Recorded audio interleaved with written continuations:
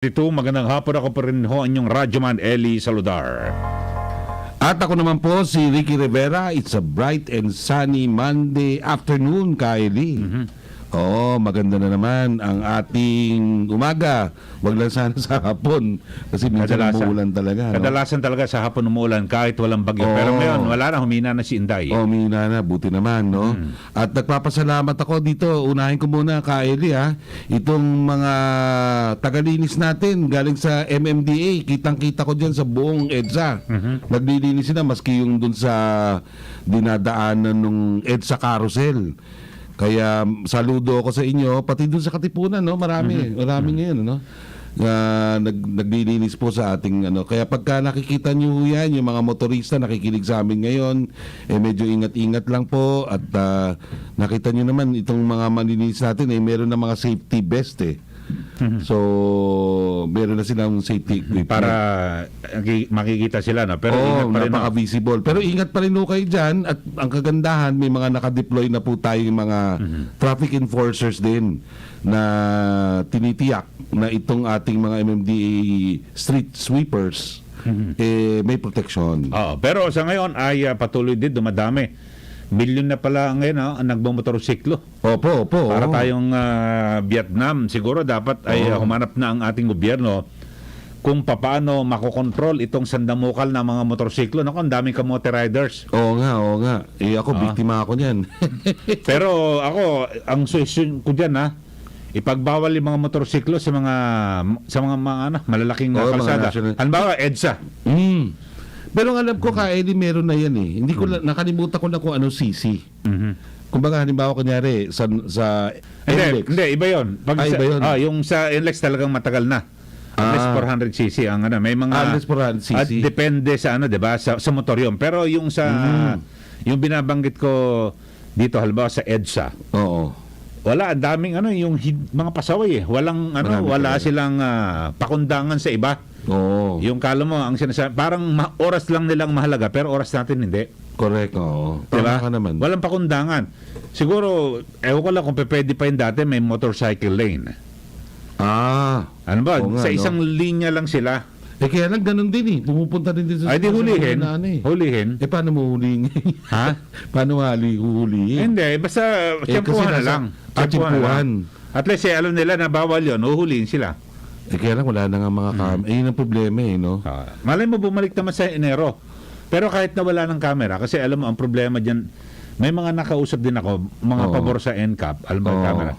Kaya lang, ang sana, mas maganda, maging mabilis yung pagbibigay ng yung notice. Tama. Halimbawa, nahuli ka ngayon, siguro pinakamatagal ng 3 araw, nasa na i-notice. Yun nga yung sabi ni Atty. Robbie na tatandaan ko dun sa kapihan ni Marichu. No? Na sana ang hiling nga nila magkaroon ng isang sistema na kapag halimbawa nahuli ka ngayon, tama ka, mga 3 days after makukuha mo na or instantaneous mo makukuha through an app. Pero alam mo, meron ako naisip diyan, gusto mo gawa tayo ng app pwede. Text lang, halimbawa nahuli ka ngayon. Kasi halimbawa dapat obligahin lahat ng mga motorista na i-update sa LTO yung kanilang mga contact numbers, yung cellphone. Tapos kapag nahuli ka, ite-text ka kagad. Tama. Alam ba, nahuli ka ngayong araw na ito. O basta mula ngayon hanggang bukas, ite-text ka na nahuli ka. Dapat nakalink tayo dun sa LTO database para madali na ginawa nung app Ang problema dyan yung linkage. Ngayon, kine-question di ba ni LTO Assistant Secretary Gadis yung performance itong Dermalag. Di ba? Talagang sablay naman Yan nasabi nila. Ngayon, kung CRAD ko, magkano kaya babayaran natin dyan? Pero tingnan natin. Dun sa kasi, katulad, may binabanggit ka dyan sa LTO. Kasi, di ba, yung paghihirap ng publiko, ang sinasabi, hindi na po naibsan. At kahit na, di ba, yung bayad na ng dating administrasyon ng LTO, yung contractor dyan, yung IT contractor, di ba, sabi mo, Dermalog. Dermalog. Ano di ba? Alam kung ba, ano ba yung pang skin? Baka. Ayun. Kasi ito ano ba, derma, skin, di ba, Dermalog pang skin pero care alam ba ko sila? parang German, German company. Ikaw na nagbukas ng report na yun, kasi nitong nakaraang linggo, napuno yung mga tanggapan ng LTO sa iba't ibang panig ng bansa ng mga irritabling kliyente. Dahil sa mahabang pila at kaluwat ka ng abiso na nagsasabing offline ang computer system ng ahensya ng LTO Management System, yung LTMS. Yes, oo. Gawa yan ng Dermalag. Dermalag. Oo. Pero Kala ko mamaya, balikan natin yan ha. Kaya Sandali, may sandali. flash report lamang tayo mula sa ating DZXL Radyoman 7, si Rhea Mamogay. Rhea, please come in. DZXL Flash Report. Nationwide. Inaprubahan na ni Pangulong Ferdinand Marcos Jr. ang rekomendasyon ng IATF na gawin na lamang voluntaryo o hindi na pag-uubliga sa mga Pilipino sa pagsusuot ng face mask sa mga open spaces. Ito yung kinumpirma ni Press Secretary Trixie Cruz Angeles sa nagpapatuloy na press conference dito sa Malacanang. Ito ay batay sa pinirmahang Executive Order Number 3 ng Pangulo, nakasaad na optional na lamang yung pagsusuot ng face mask sa mga open area. Pero yung mga senior citizens, yung may mga immunocompromised at yung mga walang bakuna ay kinakailangan pa rin magsuot ng face mask kapag nasa mga open spaces. Kasama mo sa Palasyo ng Malacanang, Radyo Manchester, Rhea. Rhea Mamogay, Rhea. Yes po. So, outdoor yan, yung mga open... Outdoor, open space, outdoor. pero opo. yung detalye, kasi merong mga, may mga, alam mo naman, may mga pilosopo dyan outdoor, pero siksikan yung mga tao, di ba? So, kailan ilalabas yung mga kailangan detalye? may good ventilation o yung dapat may magandang hangin, may maluwag na area. Like covered court, open area naman siya, pero dapat huwag kayong dikit-dikit. Mga ganun yung sinasabi dito sa Executive Number 3. At yung mga senior citizens, yung may mga sakit, yung mga immunocompromised at yung mga walang bakuna, sila ay kinakailangan pa rin mag-face mask kahit nasa open area kayo. Paano malalaman niya kung bakunado o hindi? Pero sa sa EO, paano maghuhulihan pa rin ba? Halimbawa, open nga, outdoor, siksikan, ang may hulihan pa ba? May social distancing pa rin tinatawag Hindi, ibig dyan, sabihin may penalty? Radyo Maneli.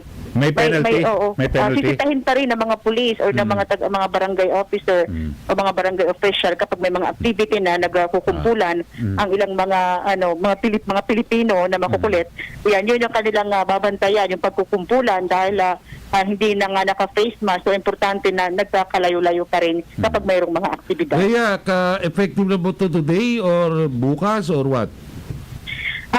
Yung ating Executive Number 3 ay hindi pa natin nakita mismo. Kaka-announce pa lamang ni Press Secretary Trixie Cruz Angeles dito sa Malacanang at lumabas lamang tayo sa ongoing press con dito sa Pero Malacanang. siguro ngayon na yan kasi hindi naman kinakailangan dyan ng mga Ngayon yan, Executive Number 3 posible. Hindi pa natin nakita yung exactong petsa.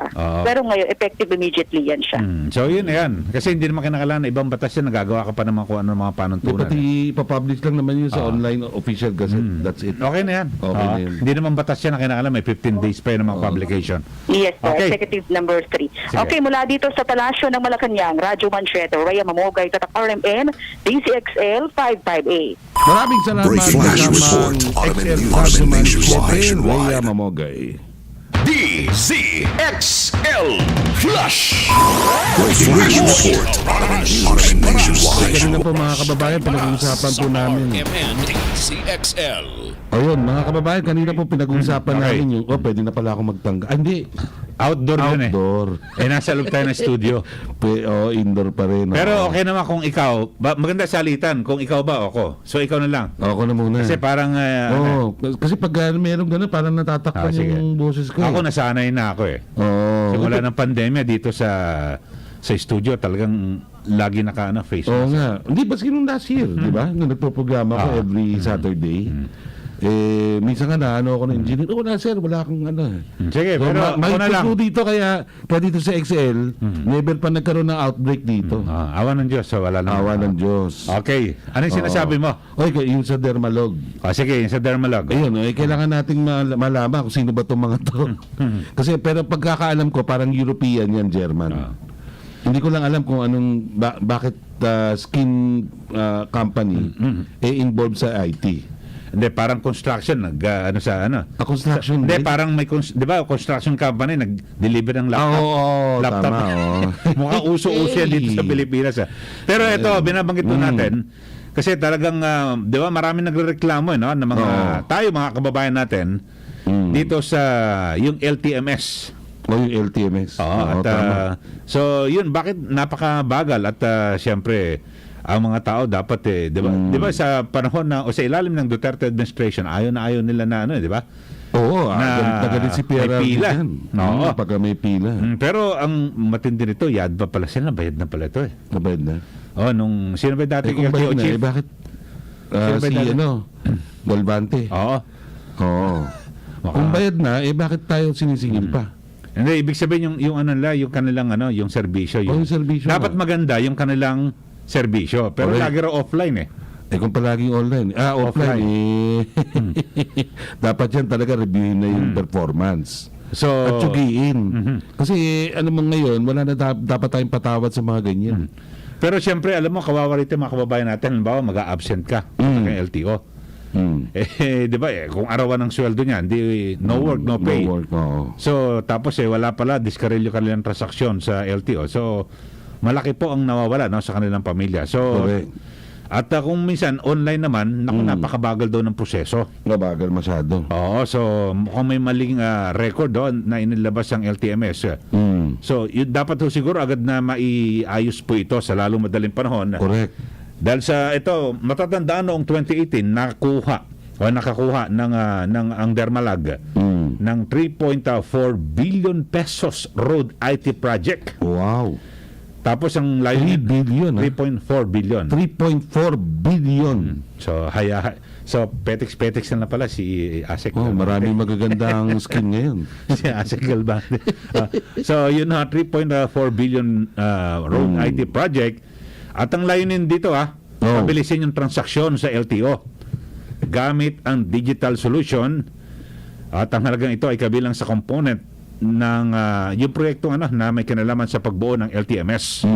At hiwalay pa sa component B na nagkakahalaga naman ng 4.8 billion pesos. 4.8 naman yung isa. Kaya nga alam mo, sinita ito ng COA, ng Commission on Audit, at nagkaroon ng undue payment. Ano ibig Undue sabihin nun? payment. Ang ibig sabihin nun, undue payment, so maling pagbayad o hindi makatarungan o hindi tamang pagbayad. Hindi tama, hindi akma. Oo. Bakit hindi akma?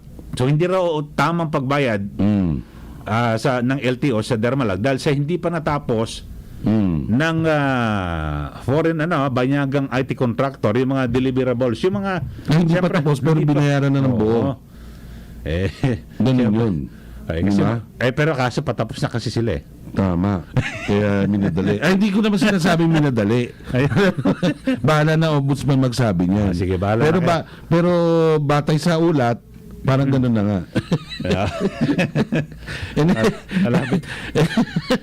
Hindi. Sabihin natin, ang magiging perception natin, minadali na patapos na sila eh. Ganun na nga yun. Parang perception to Pero kung taga-gobyerno ka, dapat nga medyo ino-hold up mo muna eh. Kasi dapat nga hihigpitan mo. hihigpitan mo dahil unang-una, public funds yan eh. Dapat may fidelity ka dun sa funds. Ika nga. Tama. At siyempre kung public funds yan, Hindi mo dapat kagad agad yung binibigay malasakit yan. Dapat yung malasakit Correct. mo. Yan medyo dapat talaga ka dyan. Kung makunat ka yung sa Correct. kamao mo. Oo. Hindi, pero Kung may bayad extend mo pa nga ng ibang taon yan, extend mo dapat eh, di ba? Kung pwedeng baratin mo, babaratin mo. Correct, oo. Hindi ko ganyan na nangyari. Kasi Binayaran ng buo. kasi patapos na eh. Hindi, baka naman masyado na matagal yung kontrata. Hindi, pero Baka naman 20 years yung tinatawag 10 na years, hindi pa naman. deliverables, ibig sabihin dapat lahat ng mga Dapat dinideliver mo napag-usapan, yung kanilang mga pangako na nilalaman ng kontrata na ibigay na. Tama. Oo. Kung hindi pa, di yari. Oo, so- Yari na naman pera natin. Dapat may habulin Ano ba dito yan? Pero kung ganyan, partner, kung ganyan yung Dermalag, dapat siguro itigil muna. Hindi, kausapin siguro, no? Oo. Ang alam ko, parang Bawiin yun ang muna yung sinabi pera. ni- Bawiin ang ni pera. Gadisi. Bawiin muna. Oo.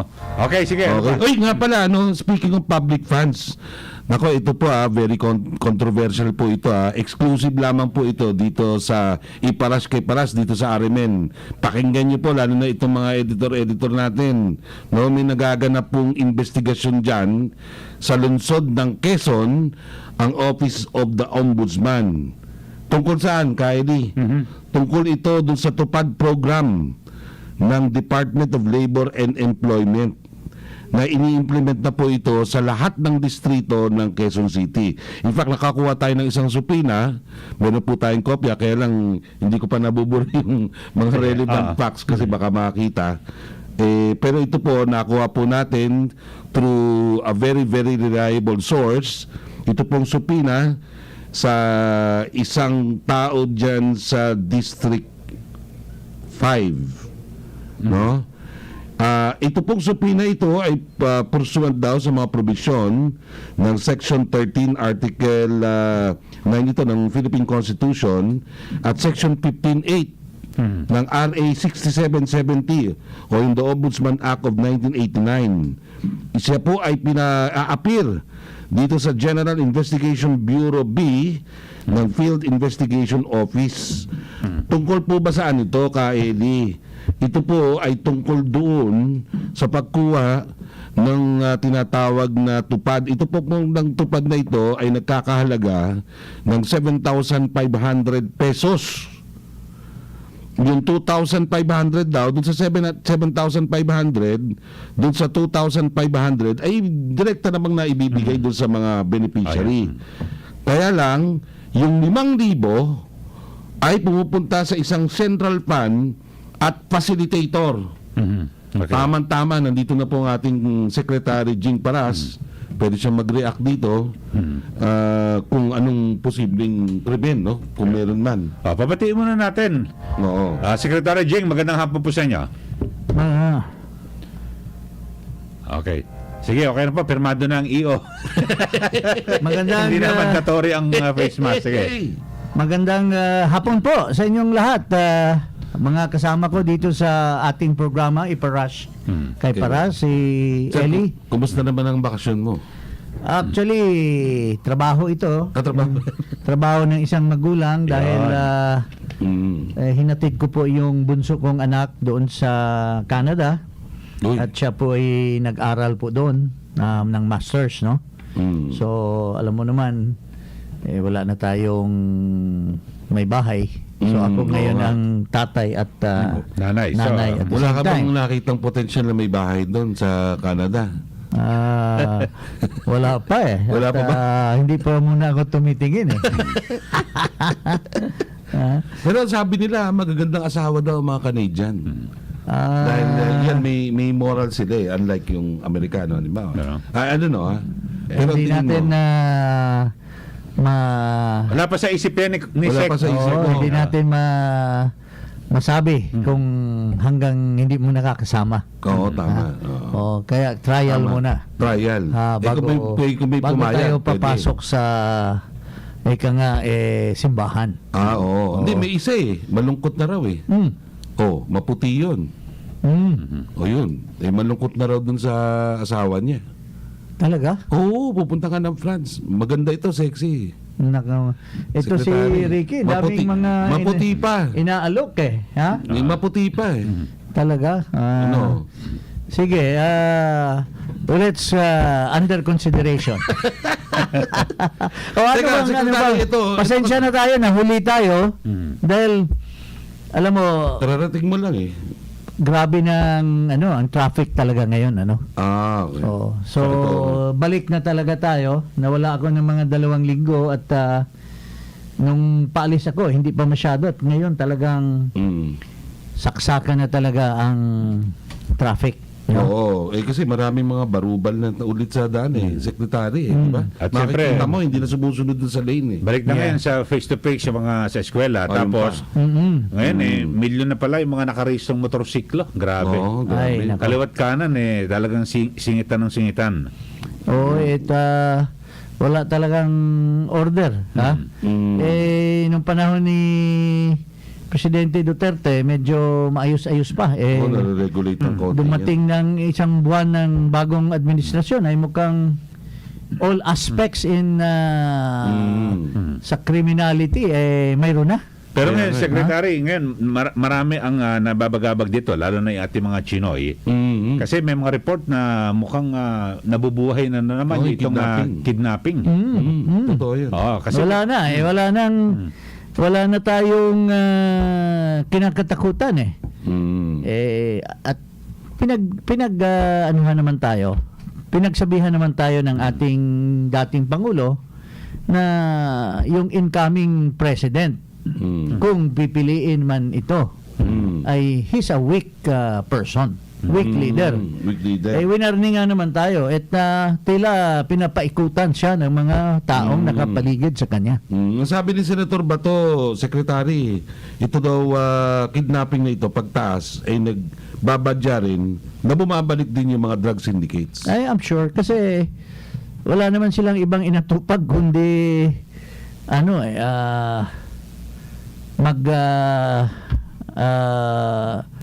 di-delay ng kanilang tungkulin, no? Lalo na ito nga simple lang ngayon itong sa asukal Oo nga. kawawa naman yung mga fall guy. Sino ba naging Paul Guy? Ito, Alam mo, yung dalawa. ito nga yung masama dito nagtender na ng resignation, Correct. ha? Ayaw tanggapin para lang mabigyan ng punishment. Can you imagine that? In the first place, Binigyan siya ng ginawa siyang ex officio. Di ba? ex officio, hindi, binigyan ng, Binigyan ng power, ng full power. directive na magiging may kapangyarihan, Oo, may, naman issue. may authority to act in behalf of the principal. Oo. Ha? Oh. Pero dito, Yes. Secretary, mga binabanggit, no? Sabi raw ng PNP na naniniwala sila na yung mga detractors o yung mga naninira lang kay PBBM, yung nasa likod ng sunod-sunod na paglalabas ng mga recycled, di umano na ulat na krimen sa social media. Kasi ang dami nga lumalabas sa social media. Di mo malaman kung bago o luma na Well, bakit tayo maniniwala sa social media? Bakit hindi nila alamin? Yun ang tungkulin nila Pag fake news o luma, dapat sila ang dapat i-expose nila. Yun. Oo. Yung social media na mga fake news na yan, part ng trabaho nila yan Ha? Part ng regulations yan they have the regulatory power, they have the enforcement power against people who commits crime. Ito, Secretary, ang sabi ng Philippine Chinese Chamber of Commerce and Industry Incorporated ay may 56 kidnapping cases sa nakaraang 10 araw. PCCI na yan. Highly reliable na yan. At Nandyan yung mga matatandang Chinoy hindi, at saka ito ay mga contributor sa sa kandidatura. Di ba? Tama, Kandidatura nung sino man yung mga na kumakandidato. And for sure, beneficiary itong ating naging Pangulo sa mga Chinese Ibig sabihin, nagsisinungaling businessmen. itong mga to. Diba? Imposible naman. Pati sa experience ko sa kanila, talagang hindi nagsisinungaling. Well, alam mo, hindi ko maintindihan bakit sinusuppress ng PNP tulad nga nung sinabi ni Eli. Ano yung sabi mo, Eli, na hindi daw totoo yung mga May mga kasi may mga lumalabas ngayon sa social media, yung iba recycled na mga di umano krimen, tapos parang pinalilitaw na mas magulo, mataas ang krimen ngayong panahon ng Marcos ibig Jr. sabihin administration. itong recycle, ibig sabihin yung mga krimen na yan na nangyari na last time, tapos pinapasabi uli, ang dali-dali niyan. Kung nangyari na last time, kung na-solve na nila yan, ang dali-dali na magbigay na ng prueba. maglabad sila ng records na wala na yan. Okay, pwede naman sabihin, ito luma na yan. Yung tao naman, kakalma kagad, luma na pala. Luma na yan, di ba? Pero the fact na may mga eyewitnesses to this new reports. Pero yung halimbawa, yung pharmaceutical CEO, yung si Eduardo Tolosa, di ba? Yun. Hindi yun, hindi Bago luma yun. yun, bago Hindi yun. luma yun, Gusto mo tawagan natin si yung council nun? Si Harry. Okay? Ay, pwede. Sige, dito sa akin. Ay nga pala, dun sa executive order na pinalabas ng Pangulo, may caveat dun, Secretary, Ang sinasabi Anong executive order yun? Itong EO3. Ano yan? Tungkol sa ano yan? Tungkol dun sa ito. Hindi na mandatory. Hindi na mandatory. hindi na mandatory. Voluntary na. Voluntary na. Ang sinasabi niya ni Press Secretary Trixie Cruz Angeles ay extended yung ating kasi nasa state of calamity tayo, di ba? Level 1. Level 1, in-extend nila sa 3 months. Ang level 1. Yung level 1. Eh, di ba, For purposes daw of indemnification. the level 1, procurement. the level 1 regime itself, mayroong mga conditionalities. Correct. Ha? That is an issuance of the IATF. Pag level 1 ka, mayroong mga Corresponding, di ba? mayroong corresponding. So, is he now saying na yung level 1 ay being it's being amended? Ha? Oh, di ba? Kung nasa level 1 pa tayo, may mga corresponding Hindi mo na kailangan amyendahan. hindi na. Wala na kasi nakalatag na rin lahat ng mga Nakalatag na doon. mga rules. So kung and nasa level 1 regulations. Except, tayo, siguro, kasama except- dyan yung except- pagsuot eh. Level Oh. 1 naka-mandatory pa rin Except, yun lang siguro, yun lang siguro na tinanggal nila yon. Yun lang. Pero Secretary Jing, yung sa ano naman, voluntary, yung sa outdoor lang naman Yung sa hindi ka pwede mag-face mask kung outdoor at walang hindi matao. Paano mo naman sasabihin yan? Yan ba, nasa Who palengke will, ka? rin, who will sa determine matao o hindi? Hindi, pati nakalagay dito Sabi ni Trixie, yung senior citizens and those with weak immunities are strongly encouraged to keep wearing face mask. Hindi na rin mandatory. Hindi na Only encourage na Talagang hindi Encourage kahit ang- lang. Hindi mandatory na. Okay. Kasi 'di ba sabi, mariing hinihikayat lang. Maringing Strongly encouraged. Suggested. suggested. Yes, Okay. Ay, nako. Oh, Well, tapos anyway. ito pa isa. Ito pa isa. Magkakaroon daw ng power outages. Ngayong hapon na to. Kasi po yung NGCP po, yung National Grid Corporation po natin, na sinasabi na yung Luzon Grid daw ay placed under red alert magmula 1:00 po hanggang 4:00 po ngayong hapon. Bakit? May bubomba ba? Ewan ko sa kanila. Hindi, may red alert. Ano ba? meron kasi Gagalaw ng brownout? meron kasing mga yung may mga planta na nasira. Nasira. So, alam mo naman kapag ganyan may mga nasira, talagang napakanipis ng ating reserba. Yes, Oo. yes. So, yun ang mga posibilidad na mangyari. Kaya pinaghahanda lang tayo. At sabi ni Meralco spokesperson Joe Zaldariaga, wala naman daw rotational power interruption sa Meralco franchise area. Oo. Kahit na red alert po ang buong Luzon Grid magmula 1:00 hanggang 4:00 dahil 7 power plants pala ang nagkaroon ng operational problems, Samantalang yung 3 naman ay derated capacity. So ang mga epektadong area po in Beneco, parts of Baguio Yan at Benguet, ang Presco at Pelco 1, sa Pampanga naman po ito mga kababayan, at sa Quezon Province, Quezelco 1, at ilang bahagi po ng Meralco franchise area dito pa rin sa Metro Manila. Ayun. Pero dito naman, Secretary, siguro nabalitaan mo naman yung nangyari sa investigasyon ng asukal. sugar. Actually, kausap ko lang kanina, when on my way here, I had a chance to speak to Undersecretary Sebastian. I wanted nga to invite him. Pero ito nga yung malungkot. Hindi siya pwedeng makapagsalita muna for an interview dahil parang natatakot siya kasi sinampahan siya ng kaso.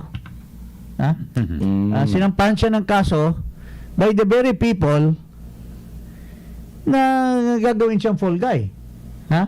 Can you imagine, right after na gumawa siya ng aksyon para sa kabutihan ng ating mga kababayan, na ma-address yung shortage ng sugar base sa kanyang consultation with the industry, at nakita nila together with the SRA na mayroong shortage. Oo. Nung sinabi ni Bongbong Marcos, ni Hindi Pangulo, pwede. na hindi pwedeng 300. yung SO3, SO4 Oo. Dahil magkaiba ang kanilang direksyon, maski may otoridad siyang binigay sa kanya bilang acting parang Acting. in a way it's his was acting as the secretary. Yes, Ha? oo. Because kung tingnan mo Alter yung ego. nakalagay ng mga powers Mm. doon ay talagang pang-secretary Mm. na. So hindi niya Di kaya o hindi sila magkatugma ni Bongbong, nag-resign siya. Correct, O bakit oo. hindi mo pa resignin Actually, secretary ka Ngayon, last week. ay, hindi tanggapin yung resignation para makasuhan. Mm. Hindi ba that's an injustice? Ha? Last week nga Ang kakasuhan siya by the very people na inaakusahan niya na ginagamit siya. Ginagamit. O, sino bang magdidesisyon ng kaso doon sa Office of the President? Yun ang nagkaso sa kanya. Tama. It's the secretary. The executive secretary is the one that decides because Oo. nung tinanggal na nila yung PACC, it's now reverted to the ODESLA. Odesla. Office of the Deputy Executive Secretary for Legal. Yun ang may power na mag-imbestiga ng katiwalian administrative ng any presidential appointee. Correct. He's a presidential appointee pero nag-resign na siya. So, moot an academic na sana, pero napaka-sama talaga ng ginagawa dito kila Sebastian. There's an injustice. Dapat pag nag-resign ka na, tapos Tapos na kasi nagkasala ka nga. yun ang parang pinaka-penalty mo Diba? Sabi natin Sumabit sumabit ka, nag-resign ka na, yun na yung parusa sa'yo. Because in an administrative cases, the maximum penalty is removal from office. Ito na nga, nag-resign na nga.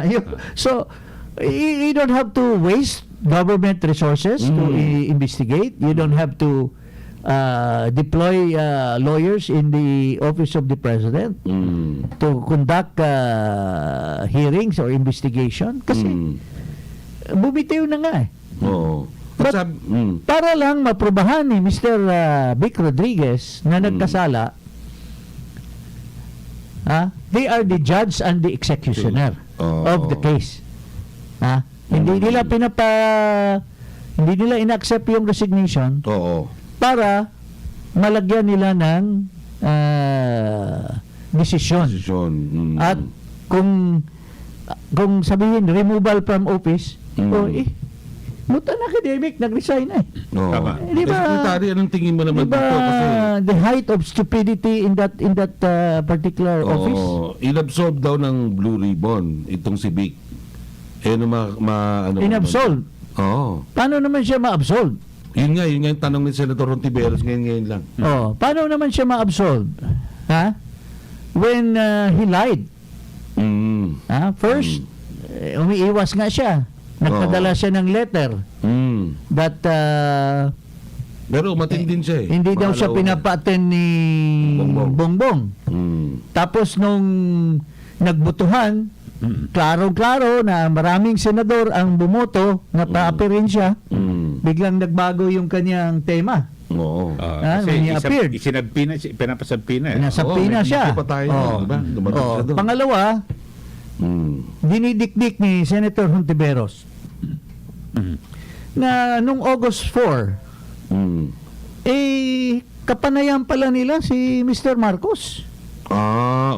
Di ba? Pero he's tried to squeeze himself out by saying na hindi niya maalala or something. Katapos ko lang mag-party noon. Nagsabi na nga si Rapika, nagsabi si yung isang direktor na nakausap nila mismo si Presidente, and it's a fact. They proposed, the President was amenable to 600,000 metric tons. So doble dun sa 300. supposed to be. Oh, Tapos ngayon, dinideny. ngayon, Baka nagkaroon kasi ng pressure galing. alam naman natin talagang yun ang magiging desisyon ng Senate. Ah, because, syempre, the Senate President, doon pa lang sa umpisa ng hearing, inabsuelto na niya si Rodriguez. Oo nga, oo. Ah? At saka, kung ano ba yan, unethical ang ginawa nitong Senate President. Mm. Why? Ito under investigation, itong isang tao, pero nasa chamber niya, Oo nga. kaka-diskusyon niya ng magkasama sila. Hindi ba kung ikaw ang West, Tama. Di ba? Papasensya na. you're Kahit not, magkaibigan tayo. you're not supposed to even talk to a witness or a litigant. Ha? Pero itong West na Senate President, Oo. ewan ko Bukas I used to respect this guy yan. kasi colleague ko yan At once upon a time alam ko yung mga sikreto niyan ha? Ako When din. we were members in Congress ha? Huwag na lang natin sabihin dito. Hindi ko na sabihin pero I know him so well. Bakit naman ganun? Masyado ng pagsisip-sip yan na i-absuelto mo itong isang tao na klarong-klaro nagsisinungaling doon sa hearing mismo. Oo, Ha? oo. Tama. Ayun. Well, So, Meron pero, tayong video niyan Gusto mo? Makita natin. Yung ano? Yung kay Risa. Pwede rin, kung naka-ready naman Sige. sige. Nandiyan ba? okay. Nandiyan ba? Oo, nandiyan. Okay, okay raw, sige. Sige. As early as August 5, 2022, a draft of the Sugar Order Number 4 was already submitted to former SRA Administrator Leo Sebastian. In the afternoon of August 5, the DA-OSEC already wrote to the ES and sent him the said draft. At ito yung inamin ni ES kanina, sent him the said draft as well as a memorandum for the President. Ibig sabihin po, alam ni ES na may umiikot na draft order. An order that received support from stakeholders of the sugar industry. Did he mention this at all to his principal? Di ba dapat ang ES pinoprotektahan ang principal, ang Pangulo? Di ba dapat ang ES gatekeeper? Pero bakit may packaging na niloloko ang Pangulo? Bakit pinapalabas na may paglilinlang? Why suggest na first time nyo nadinig na may Sugar Order Number 4 when you were informed and kept in the loop as early as August 5? Okay, yan po. Oo. Malinaw So, na malinaw na alam niya. Pero pinapalabas niya na nung August 10 ay hininto ng Pangulo. Hindi daw aprobado ng Pangulo. Bakit nila hinayaan pa na malabas yung Ma-formalize. draft pa lang dapat nung pa lang na pinaikot na yung draft. What? Ganun Sinabihan na ni Kill kagad, pwede naman. wag na at keep it under wraps. Oo. Ang dami pang waste of money, waste of time, waste of resources of government dahil nag-conduct pa ng investigation ang House, nag-conduct pa ang investigation ng Senate, wasting the people's money kasi papakainin mo ng mga Correct. merienda yan Hindi, may allowance pa yan. may mga ano pa yan sa mga extra. committee. Diba? Committee. Blue ribbon yan Correct. Dapat nga red ribbon Ganda yan. Nakakatawa naman naging blue ribbon yan Dapat Sarap red daw. ribbon para magkainan na lang ng cake. Kasi wala namang katuturan yung hearing na yan yung main suspect of the offenses tinanggal at mga fall guy lang yung mananagot. Ano namang kwentang Oo. ano namang kwenta nitong natin legislation na ito, legislatura, mabuti nandyan si Senator Hontiveros at maybe in her lonesome or maybe Senator Pimentel and Senator Alan Cayetano are there siguro to The rest Wala, naman, hindi sila maingay. yes man lang naman lahat yan eh. Hindi rin sila maingay, sila Coco. Hindi rin. Yun na nga, expected nga sana sila dahil minority sila. Oo nga. So, Isa lang, babae pa yung nag-ano. Ha? Diba? Babae yung... Pero dito, Secretary, di ba kasi ang recommendation nila ay administrative and criminal charges eh. So kasong kriminal, anong makikita mo rito? Yun yung tinatanong Wala. natin kahapon Wala naman. last week. Wala naman. Nagtatanong kaming dalawa last week. anong criminal, anong criminal offense? Hindi malinaw eh. It was still a draft. Hindi nga malinaw eh. Ano nakumit hindi na naman criminal? consummated yung Sabi, usurpation daw of authority. anong usurp mayroon kang binigay na authority. Meron siyang may binigay si nakalagay Sebastian. doon, diba? As a matter of fact, the one who is guilty of usurpation of authority is Vic Rodriguez. Tama. Bakit siya mag-issue ng memorandum to Sebastian transferring powers of the president in favor of Sebastian? Ang tanong nga dyan, alam ba ni Bongbong yan or kawawa naman itong ating Pangulo? Baka pinaikutan lang siya kasi hindi niya naintindihan yung mga ganung klaseng Little president nga daw eh. pag Pag ES daw, little president. kasi first year law school lang yan, hindi pa tinapos eh. First year law school, hindi kaya kaya napapaikutan lang ni attorney VR. So dito lumilitaw, walang katuturan itong naging rekomendasyon ng Senate Blue Ribbon Committee. Wala yan at So ibasura lang papogi lang to, papogi. ibasura lang ng Korte. kung Ombudsman. kung si ombudsman natin ay tinalaga ni Presidente Duterte at masigasig yan, ibabasura niya yan. Ito Secretary, ang sinasabi dito sa report na yan, kaya daw may administrative at criminal charges na posibleng isampa dito kay Sebastian et al. Dahil pumirma daw sila, hindi daw sila legally authorized to sign Sugar Order number 4. Bakit hindi sila legally authorized? Itong mga walang kaalam-alam ng mga senador na to, alam mo, they should be aware that the SRA is a corporate body. Tama. A That's corporate that's body support. votes for the majority. Correct. Tama. So paano naging ibig sabihin yung Sugar Order number 3, sila rin yung nagpasa noon. Wala silang authority. Being SRA. Itong SO4, wala silang authority bilang SRA. dahil ayaw ni Marcos. Kung ayaw niya, bakit sa katamaran niya, bakit hindi siya umupo as chairman? Hindi, pati dapat, in order na niya na wala na kaagad, di ba? Oo. Tapos na.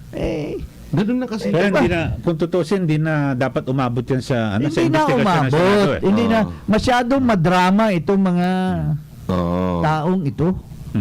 Kasi halimbawa, nag-resign na, di tapos sa investigasyon, wala na. Unang-una ito si Sebastian. Appointee ni President Duterte yan.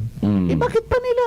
Kung wala silang, ayaw nila yung Wala silang trust. pagmumuka niyan, di ba? Hanggang July 31 lang dapat yan. Kasi co-terminus, bakit niya in-extend? Correct. Tapos, they have to sacrifice the life and the, of this person, yung buhay nito, para lang dyan sa kabalbalan nila na istorya di on amor na yan. Ito naman depensa ni Tolentino. Bakit si Rodriguez hindi daw kasi yung failure daw ni Rodriguez na sagutin itong pagpa-follow up ni Sebastian ay hindi daw nangangahulugan ng isang approval. Wala naman siyang power to approve Di ba? dapat sinumbong niya. At the first instance alam mo, pa lang. negligence Tama. or malfeasance yan na hindi niya Hindi, pinaabot mispisans. na hindi niya pinaabot kay Presidente at the immediate time. If kung wala mang knowledge ang Pangulo, pero very clear doon sa mga tanong ni Senator Hontiveros, noong August 4 pa lang, aware na ang Pangulo na mag-i-import. Aware. Siguro, sa Zoom tatagal. meeting, andoon siya. Hmm. Ang pinag-usapan yung kakulangan ng asukal. So, talagang pinag-uusapan na mag-i-import. Mag-i-import. Ang talagang didesisyon na lang kung gaano karami. Ano Yun na lang. karami? Oo. Now, Yun na lang. so they decided on the basis of their consultation. Oh. Sinabi nga ni Pablum, ito si Pablum, kilala ko ito, Pablum Lubrigat. Son-in-law yan ni Nieto. Ni Nieto. Si Nieto used to own Bukidnon Sugar Mill, one of the biggest during crony ni Marcos yan. Oo. Kasama yan sa XYZ. Si Niling Nieto. Doon sabi ni Niling. Si Niling, son-in-law niya ito si Pablo Rebegat. Okay. I don't know kung if Niling is still alive or ano, because I met him so many years. So nagtayo siya ng yung Bukidnon Sugar Mill owned by Niling Nieto before. Okay. Siya. Empleyado nila yung tatay ni Subiri. Okay. Oh, yung si Manong Joe, Sobiri. manager ng Kala ko ba hindi natin sasabihin dito? hindi, Nasabi tatay na. lang naman. Tatay. Manager ni Nieto yan sa kanyang sugar mill. Mas malakas yung tatay, di ba? Yung anak. Anyway, sige. So go ahead. baka may away-away yan sa pamilya at siguro may axe to grind kaya nagkakagano na yan. Kaya Ganon. si Pablo Logregat matapang yan anak Correct. ni Kaling Lobregat yan. Kaling. Kapatid Kilala ni ko yan. Celso Lobregat. Alam mo naman yung mga tao na yan masigasig Matapang yan. And they really tell the truth. Correct. Oo. Si Yun Pablo, naman. he said that there was consultation and there was shortage. Ito sila mata wala naman yan. Small fry na sugar Oo. association yan Parating ano yan. I know him. But anyway, hindi naman tayo bias. Oo. We base our opinions here on evidence. Correct. What Oo. is at hand. At very clear doon sa Senate investigation na Rodriguez has lied. Doon lang sa mga questioning ni Senator Risa Hontiveros, talagang huling-huli siya. Pero ang masama nito, Oo. nag-resign na yung tao. Bakit mo pa hindi akseptahin yung resignation at Oo. kakasuhan mo pa? Ano namang ending ng kaso? Ganun din naman. Removal from office Removal from if he is office. found guilty. Tama. Ito nga So, sabi na nga voluntaryo na nga umalis. sabi na nga, i-remove mo na ako. Hindi ba nakakatawa ito si Mr. Vic Rodriguez? I don't know. Parang ginawan sample siguro. Hindi ko alam kung saan Sinampulan. kumuha ng law itong taon to. USD. Ganun ba? Well, I mean, I have high regards for USD. Nagtatap Ay, maraming magagaling sa USD. marami magaling dyan. Attorney Divina, di ba? Yung pa nga din doon. Attorney Divina, hay nakikinig ka. Kaibigan natin Nilo, yan. si Nilo. Oo, kaibigan natin yan. Okay yan. No. Nakasama ko yan sa, maraming, Pero pero UP pa rin tayo. pero yung si Sebastian kasi ang binabanggit din. Oo. Kasi seso raw yun Tama, oo. Seso, kaya parang dire-diretso. Hindi naman Akseso, you cannot be removed against your will. Bill, You Tama can only naman. be removed for cause. Cost, Ito nag-resign Anong Oo, kinalaman nag-resign. yan sa So, seso? wala na. Tapos na. Walang Voluntaryo seso. na. Nagsabi Nag-resign. ako, ayaw ko nang magserve. Tanggalin nyo na ako. Sabihin niya, ay hindi ka pwedeng tanggalin. Oo, kasi seso ka. Hindi ka pwedeng tanggalin kasi yayarihin ka muna namin. Yayarihin ka muna namin. Gagamitin. Gagamitin ka muna panampol namin. ka muna. Sample Diba? ka muna. Ano, pang publicity. Para pagkatapos pang- tuloy-tuloy na ulit yung smugly. Ay, yung yung pag-angkat pala. Kakatawa naman. Tapos yung Panay raid ngayon, Hmm. Panay publicity, so many hundreds of bags. Pero walang explanation kung ito ba ay mga sugar under SO number 3. Pero, may may mga ginawa ng paglilinaw, katulad sa Subic. Oo. Lumitaw na kompleto ang dokumento. Kompleto. napasok na nga sila dahil pasok bigla na. nilang pinreaser yung mga officials ng customs, and yet now they realize that they have done their part. So, na ibalik na rin naman. Kaya lang, Parang Pero damage napahiya yan. mo. Napahiya mo yung mga tao, di ba? Pahiya yung mga nakuryente. Ha? Oo. Oh, di ba? Hindi ko malaman kung Utos ano- din ng anong Malacanang mensahe. yun. Utos din ng Malacanang. Hindi ko nga alam, Secretary, ko ano mensahe nila eh. Publicity. Hindi, ina-accept nila na may shortage. Ah. Pero nagre-rate sila for what? Hindi, para makita raw kung may mga illegal. Diba, sinasabi ni Vic Rodriguez, tapos Tinatago daw kung saan. seconded by Panganiban, itong Panganiban na itong puro daldal lang. Sino?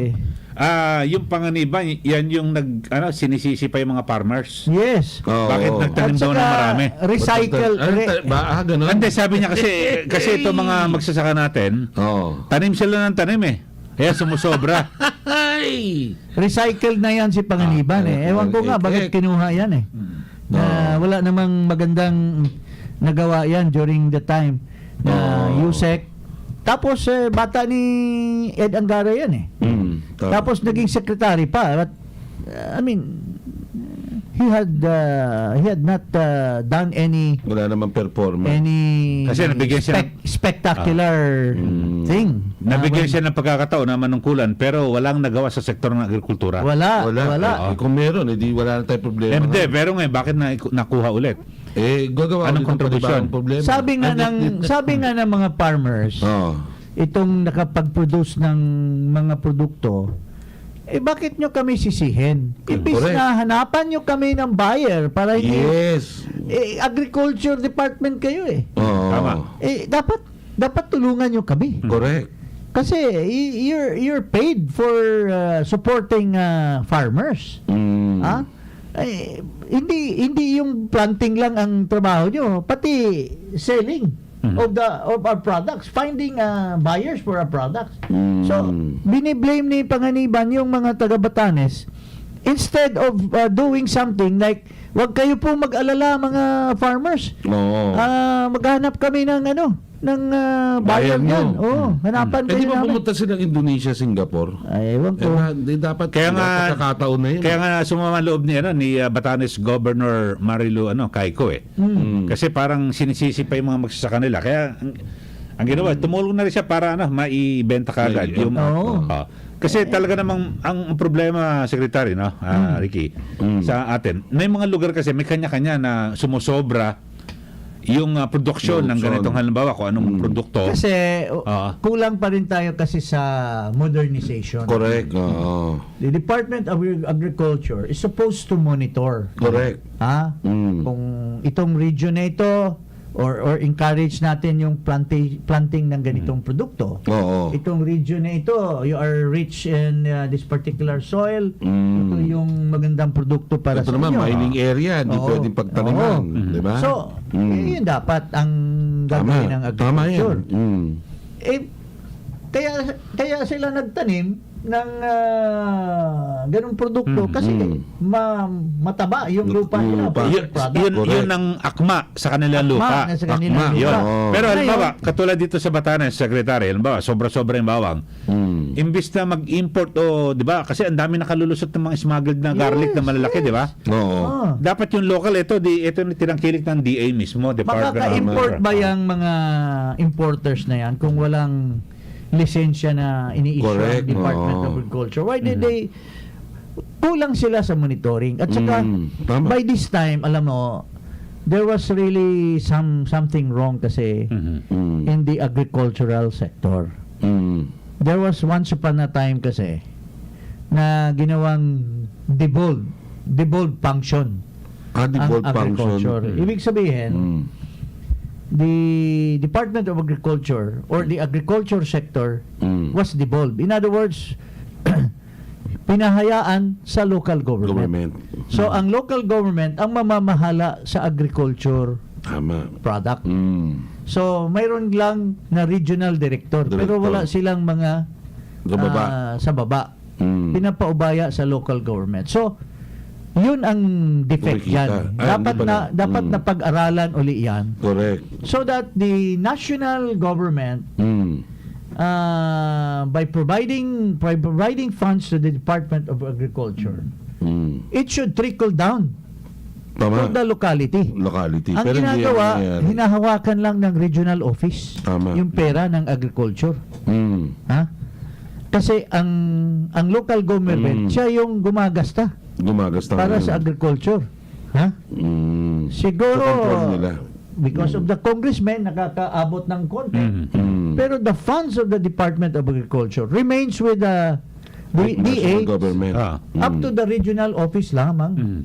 So talagang ibig sabihin, yun ang maling sistema yan. Dapat diretso Dapat na rin sa baba. napag-aralan na yan Oo. a long time ago. Oo, Ha? tama. Na dapat ibalik, dapat ang Department of Agriculture should have their own official, swelduhan ng national government Mm. ng bawat syudad Syudad. or Oo. munisipyo. Tama. Mm. Oo. Para well coordinated yung trabaho ng DA. Yes, saka para direkta mismo ron yung kung ano ba ang problema o kulang. Yes. Oo, yun. Pero ngayon, pinaubaya sa local government kasi sila lang ang nagpapatakbo ng agricultural industry doon sa kanya-kanyang Oo, bayan. sa territory. So there is not a very well coordinated process. Yan, Kaya nga, yun ang nangyari sa Batanes. Okay. Okay, wala tayong oras, Secretary. At, Oo, bukas naman. Uy, Sekretary, bukas mga kababayan, may papuputukin din tayo bukas, ha? Yung natulungan natin. Okay. Bukas, mayroon din tayong subukan natin ma-interview tayo na isang OFW. Mm. Ito, member siya ng isang malawakang OFW organization. Marami po silang tinutulungan at isa sa mga tinutulungan nila medyo hindi natutulungan ng gobyerno. Oo, So bukas. ipapaabot tingnan nila natin sa yan. atin, no? Oo. Then maybe we can also discuss yung pinaka-problematic natin ngayon is food security. Yes, Oo. ako importante Oo, yan. bukas yan. Mga kababayan, wag yung di pakikinggan yan. Anuhin natin kung may ginawa bang aksyon ng ating Pangulo. Mm. Ha? Yung kasalukuyang Pangulo. At siya pa ang acting secretary. Siya pa naman ang Secretary ng Agriculture. Ah, Oo. Ha? Bukas yan. Salamat. 2:30 na. Maghapon. Maraming salamat po, Ricky Rivera po. Okay. I'm back and getting stronger with our program. Iparash kay Paras. Okay, salamat po.